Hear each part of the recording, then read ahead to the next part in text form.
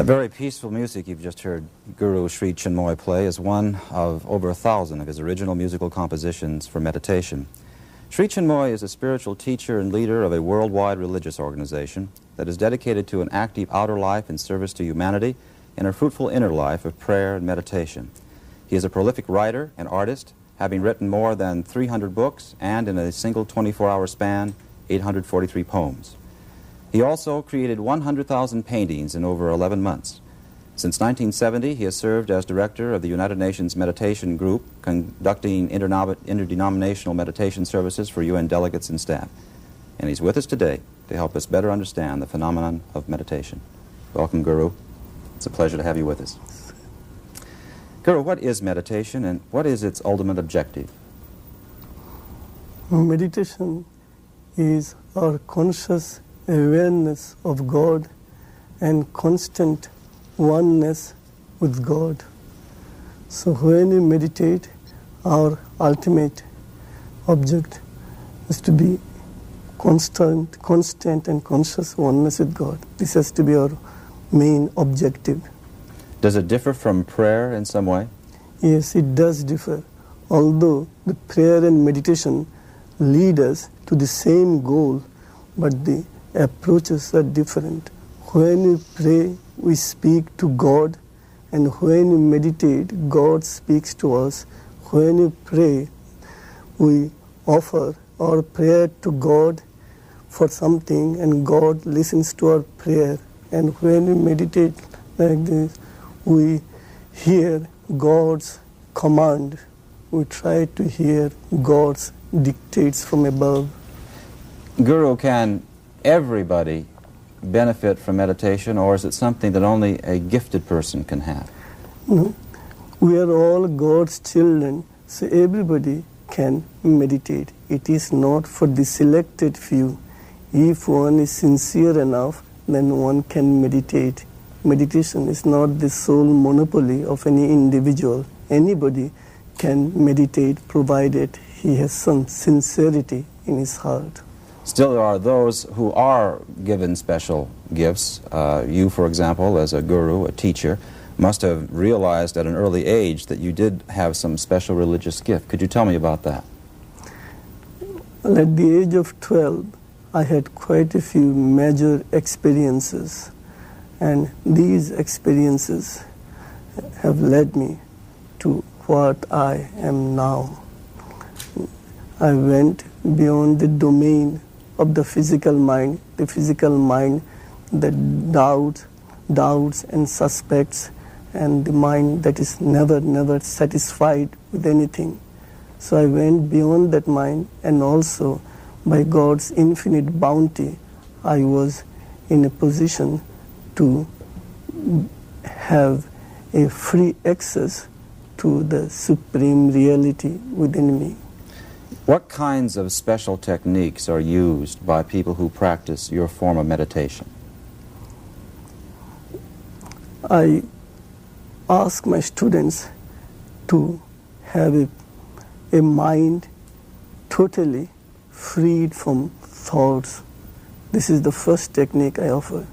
And then after some time I tell them to welcome only good thoughts, divine thoughts, the thoughts that are progressive and illuminating and fulfilling. This is how I advise them to start with the meditation, especially at the preliminary stages of sleep. Well, for example, do they use a mantra or a word to meditate on? No, in our path we do not advocate mantra incantation. We feel that our prayer and meditation, let us say meditation, is most effective. But at the same time, we do not have a word against mantra. It is necessary for those who want to follow the mantric path. In our case, love, devotion, and surrender to God's will is our way to approach the supreme reality. I understand that not everybody can be a disciple of yours, that you look into a person's eyes and you can tell whether or not that person should be able to follow you. Would you look into my eyes and tell me whether or not I could be a disciple of yours? I do not want to say in public. I'm afraid it's negative. Not for that, because then it will be a kind of commercial product. Here these things are very intimate, very soulful. When a seeker comes to me, and at that time I have to take full responsibility of his entire life, as he has to dedicate himself totally to the inner command, to the supreme within.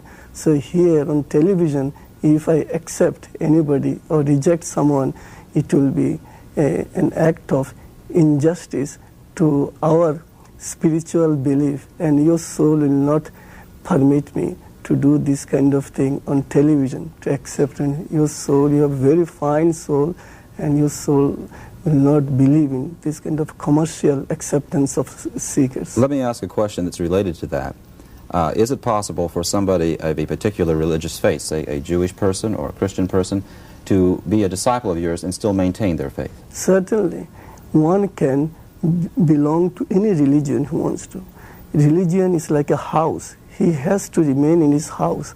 Then he has to come and study. He has to go to school. We have implicit faith in all religions. Each religion is a house. Here you have to stay in your house, I have to stay in my house. Then both of us are students. We have to go to our common teacher. So there are many paths. Many paths that lead to the same realization. So each religion represents a house. Tell me a moment about your work at the United Nations. How does meditation aid in the pursuit of world peace? When we meditate, we acquire peace of mind. And once we have peace of mind, we simplify our outer life. Our mind is full of complicated thoughts, ideas, and it is constantly assailed by fear, doubt, anxiety, and worries. But if we can soulfully meditate early in the morning, we see that there is a way to simplify our life and at the same time to see the reality face to face. Well, I know that you have met with religious leaders all around the world, the Pope, or met with, I guess, our mayor and I suppose our president, and I'm very pleased that you've come to meet with us and our audience on the First Estate. Thank you very much for being with us. It's been a pleasure. Thank you. I'm so grateful to you.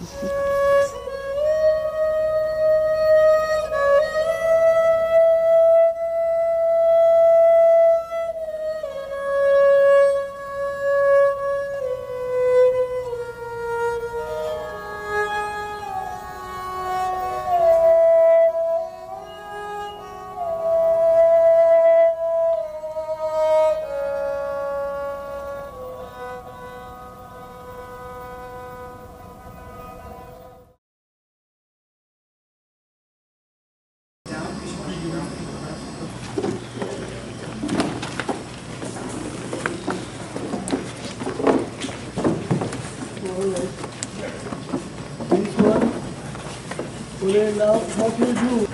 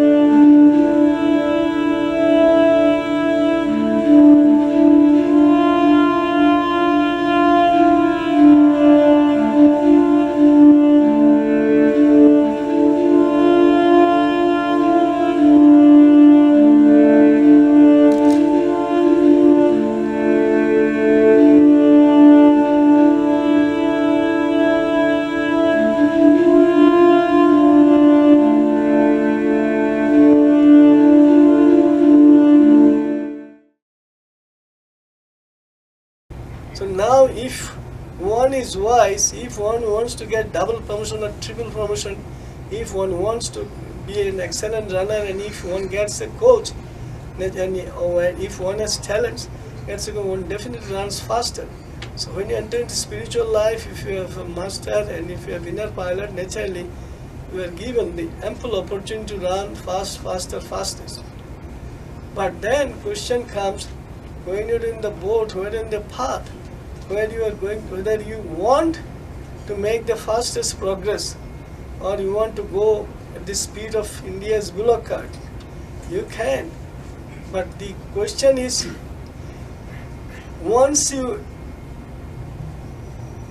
enter into the marathon, you can stop, you can lie down, but the guards will come and force you to start running or walking.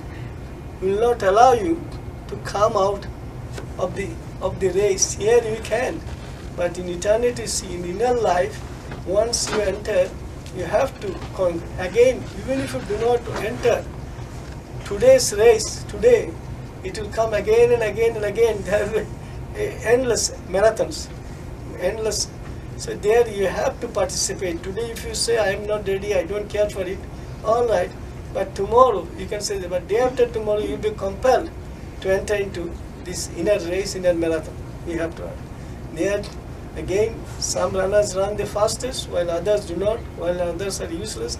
But they go, they go, they slowly they have to reach their destination.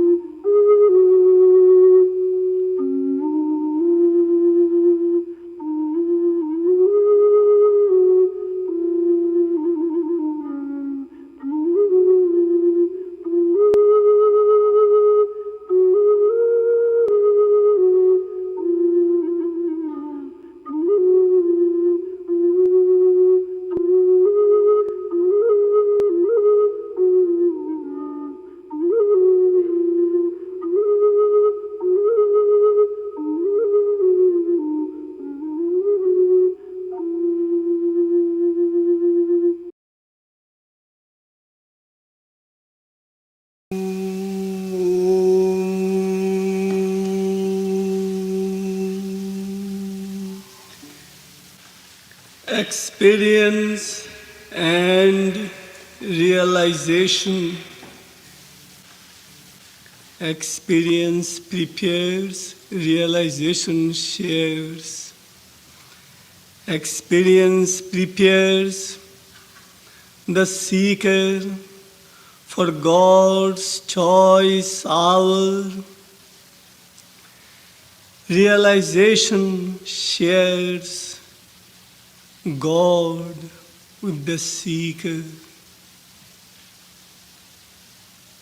Experience tirelessly tries and cries to find the goal.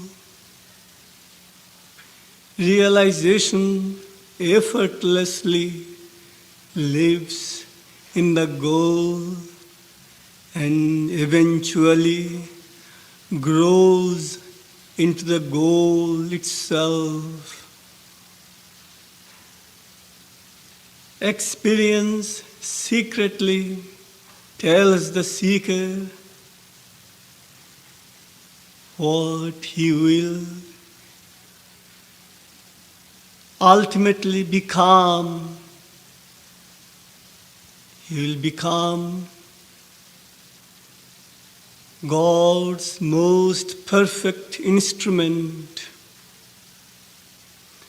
Realization smilingly tells the seeker what he eternally is here on earth and there in heaven. On earth, he is God, the aspiring and evolving man. In heaven, he is man, the illumining and fulfilling God.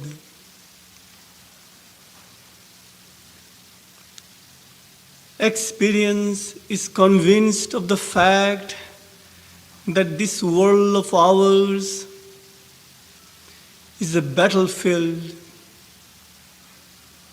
Here, bad and good, divine and undivine forces are constantly at war. Realization spontaneously knows that this world of ours is not a battlefield. It is God's all transcending vision tree.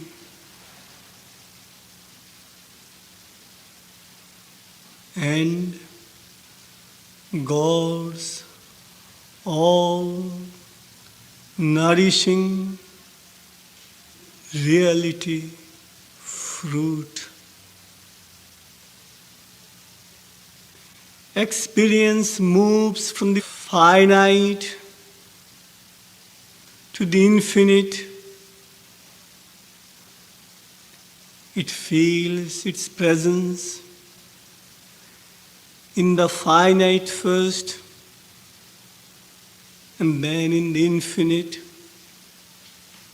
It feels its soul identity with the finite drop, and then in the infinite sea. Realization swims right from the beginning inside the infinite sea with God, the eternal swimmer. Each experience is an added strength in the process of our evolving life. While you are marching along eternity's road, each experience is an added strength. Each realization is a transcending triumph. While running fast, faster and fastest along eternity's road, experience is exceedingly fond of God the Father, compassion Father.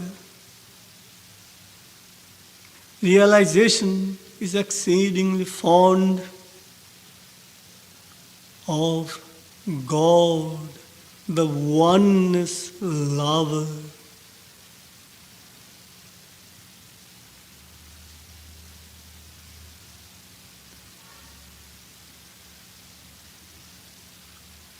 Experience is our journey's birth. Realization is our ever transcending,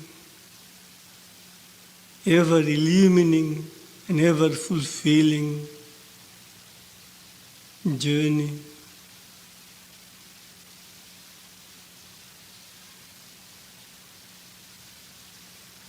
Om